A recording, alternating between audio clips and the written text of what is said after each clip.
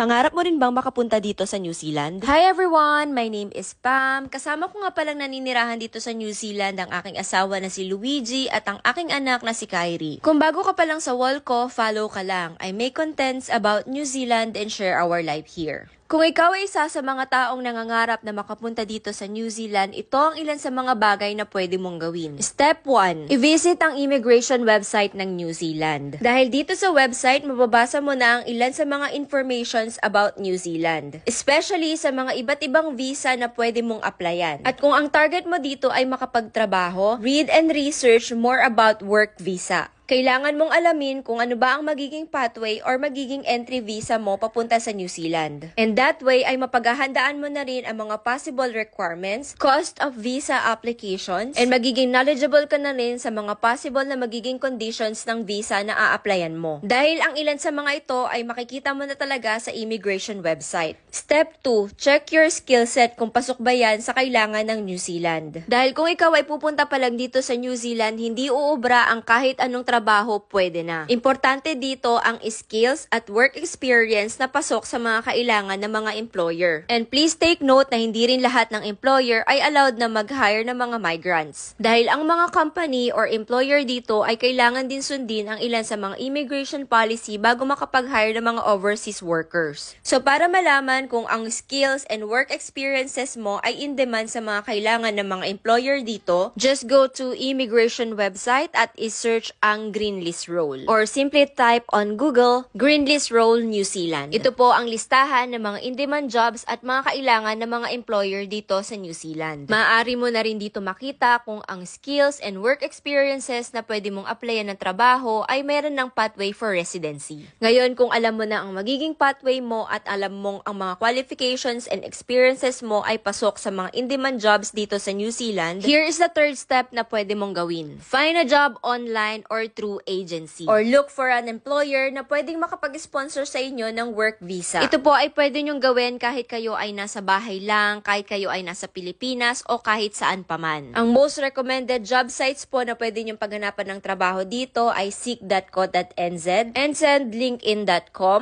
and TradeMeJobs. Para naman po sa mga listahan ng mga legit agencies sa Pilipinas, you can visit DMW website. Ito po ang bagong website ng POEA. And look for licensed recruitment agencies. Another thing that you can do is you can join some Facebook community groups dito sa New Zealand. Marami po tayong Pinoy community group na pwede nyong salihan at pwede nyong kuhanan ng mga suggestions and informations about living and moving here. At kahit saang bansa nyo po balak pumunta, always do a lot of research.